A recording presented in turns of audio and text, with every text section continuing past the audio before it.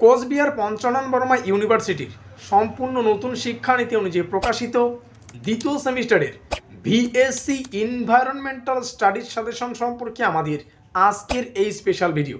তো যাই হোক, শুরু করছি আমাদের আজকের এই স্পেশাল ভিডিওটি। যেমনটা আমরা আলোচনা করলাম, কোচবিহার পঞ্চানন বর্মা ইউনিভার্সিটির এনইপি ইউজি দ্বিতীয় সেমিস্টারের ভিএসসি অর্থাৎ এনভায়রনমেন্টাল স্টাডিজ সাজেশন সম্পর্কে আমাদের আজকের এই স্পেশাল ভিডিও। আর ভিডিওটির শুরুতেই মূল যে বিষয়টি ভালো করে বুঝতে হবে।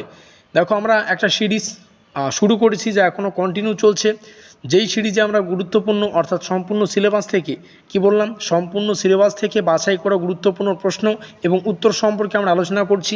আর এই সিরিজের আমাদের আজকের ক্লাস পঞ্চম ক্লাস, অর্থাৎ ইতিমধ্যেই সম্পূর্ণ সিলেবাসের অন্তর্গত গুরুত্বপূর্ণ প্রশ্নাবলীর 4টা ক্লাস আমরা আলোচনা করে ফেলেছি।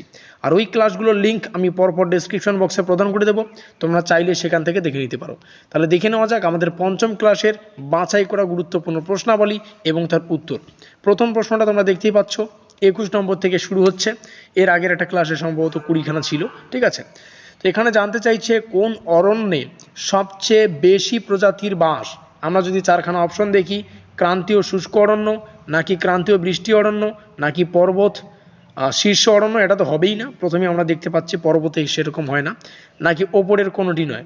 আমরা যদি এরকম ধরনের, আমাদের পরীক্ষায় কিন্তু সেম এভাবেই প্রশ্ন আসবে। একটা প্রশ্ন থাকবে 4, তারা কিন্তু 4খানা অপশন থাকবে। এই 4টা অপশনের মধ্যে আমাদের যে কোনো একটা কারেক্ট করতে হবে, অর্থাৎ এমসিকিউ আকারের প্রশ্ন আসবে। কোন অরণ্যের সবচেয়ে বেশি প্রজাতির বাস দেখা যায়? আমরা প্রথমেই সি নম্বর অপশনটাকে ভুল করলাম, কারণ সি নম্বর পর্বত রয়েছে। তো আমাদের সঠিক উত্তরটা হবে ক্রান্তীয় বৃষ্টি অরণ্য। এবার ধরে নাও কেউ এই প্রশ্নটির উত্তর জানেই না যে প্রশ্নটির উত্তর কি হবে, তাহলে কি করবে? প্রথমেই এই বিষয়টাকে বাদ দেবে, কারণ সবাই জানে পর্বত, বা পর্বত মানেই বোঝো যে পর্বতে কিন্তু সেরকম প্রজাতির বা সবচেয়ে অরণ্যের যে প্রজাতি সেটা বাস হতে পারে না। তাহলে বাকি রইল কি? ক্রান্তীয় বৃষ্টি অরণ্য। তাহলে ওপরের কোনোটিই নয়, এটাও হতে পারে। তো তোমাদের মাথায় এই দুটো স্ট্রাইক করবে, একটা হচ্ছে ক্রান্তীয় আর একটা হচ্ছে ক্রান্তীয় শুষ্ক অরণ্য, আর একটা হচ্ছে ক্রান্তীয় বৃষ্টি অরণ্য। তো বৃষ্টি অরণ্যটা আমাদের হবে, কারণ শুষ্ক অরণ্যে কিন্তু মানে সবচেয়ে বেশি প্রজাতির বাস হতে পারে না, শুষ্ক আমরা বুঝতেই পারছি। তাহলে আমাদের বৃষ্টি অরণ্য সঠিক হবে। এইভাবে প্রত্যেকটা প্রশ্ন এখানে রয়েছে, প্রত্যেকটা প্রশ্ন তোমরা লিখে নিও। প্রত্যেকটা প্রশ্নই মোস্ট ইম্পর্টেন্ট, ঠিক আছে। এখানে 20খানা প্রশ্ন রয়েছে, অবশ্যই এগুলিকে খাতায় লিখে বারংবার এগুলিকে প্র্যাকটিস করে তোমাদের আয়ত্তে আনতে হবে। এখানে যদি আমরা 29 অর্থাৎ 29 নম্বর প্রশ্নটা দেখি, এখানে জানতে চাইছে বায়ুমণ্ডলের অক্সিজেনের পরিমাণ শতকরা কত। দেখো, এই প্রশ্নটা একটা কনসেপচুয়াল প্রশ্ন। এই প্রশ্নটি মোস্ট ইম্পর্টেন্ট প্রশ্ন, এবং এই প্রশ্নটি টপিক টাইপের প্রশ্ন, অর্থাৎ টপিক। এই প্রশ্নটা একটা টপিককে ফলো করে, কারণ বায়ুমণ্ডলে শুধু অক্সিজেন নেই, বায়ুমণ্ডলে অনেকগুলো যে গ্যাস আছে সেই গ্যাসগুলো সম্পর্কে জানতে চাই। আজকে আমরা আলোচনা করলাম বায়ুমণ্ডলে অক্সিজেনের পরিমাণ কত। তো উত্তরটা হবে আমাদের 21 ভাগ, ঠিক আছে।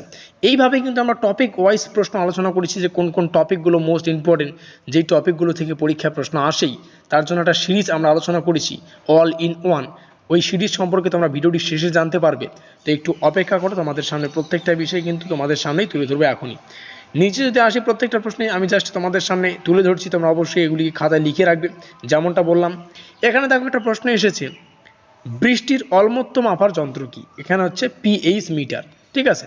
এভাবে প্রত্যেকটা প্রশ্ন রয়েছে, তোমরা অবশ্যই লিখে নিও। বারংবার বলছি, কারণ এগুলি তোমাদের প্র্যাকটিস করতে হবে। আর পরবর্তী ক্লাস আসার আগেই কিন্তু, কারণ আমরা কিন্তু এগুলো ধারাবাহিকভাবে আলোচনা করি ক্লাসগুলো, আর পরবর্তী ক্লাস আসার আগেই খুব ভালো হবে যদি এই প্রশ্নগুলিকে প্রস্তুত করে রাখো। তাহলে পরবর্তী ক্লাস আসলে তোমরা সেগুলিকে আবার সেভাবে পড়া শুরু করে দিতে পারবে। এই জন্য বারবার বলছি, লিখো, প্র্যাকটিস করো, বারবার পড়ো, পরবর্তী ক্লাস আসার আগেই এগুলিকে প্রস্তুত করে রাখো। আমরা যে সমস্ত সিরিজগুলো আলোচনা করেছি, সিরিজ নম্বর 1 বা সিরিজ নম্বর একটা সিরিজের নাম আমরা রেখেছি অল ইন ওয়ান, অর্থাৎ আমাদের সিলেবাসের অন্তর্গত টপিক ওয়াইজ যে সমস্ত প্রশ্ন হয় সেই সমস্ত প্রশ্নগুলিকে এই অল ইন ওয়ানের 4খানা ক্লাসে আলোচনা করেছি। এই অল ইন ওয়ান সিরিজের 4খানা ক্লাস ছিল। তারপরে একটা সিরিজ আলোচনা করি বনসম্পদ, আমাদের সিলেবাসের অন্তর্গত দ্বিতীয় ইউনিট, এবং দ্বিতীয় ইউনিট অর্থাৎ দ্বিতীয় অধ্যায়ের একটা গুরুত্বপূর্ণ টপিক বনসম্পদ। তো বনসম্পদ সংক্রান্ত কিছু প্রশ্ন আমরা 4খানা কিংবা 5খানা ক্লাসে আলোচনা করি।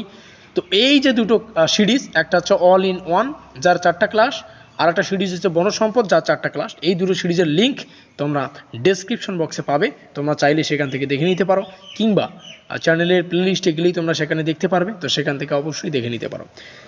তো ভিডিওটির শেষে যে বিষয়টা ভালো করে বুঝতে হবে, দেখো তোমরা চাইলে কমেন্টে জানাতে পারো আজকের এই ভিডিওটি তোমরা কোন কোন কলেজ থেকে ওয়াচ করছো।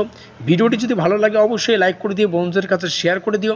এখনও পর্যন্ত যদি আমাদের পরিবারের সদস্য হয়ে না থাকো অবশ্যই চ্যানেলটিকে সাবস্ক্রাইব করে রেখে আমাদের পরিবারের সদস্য হয়ে নিও, যাতে করে আমাদের পরবর্তী আপডেটগুলো সবার আগে পেতে পারো। আমাদের আজকের এই স্পেশাল ভিডিওটি এই পর্যন্তই।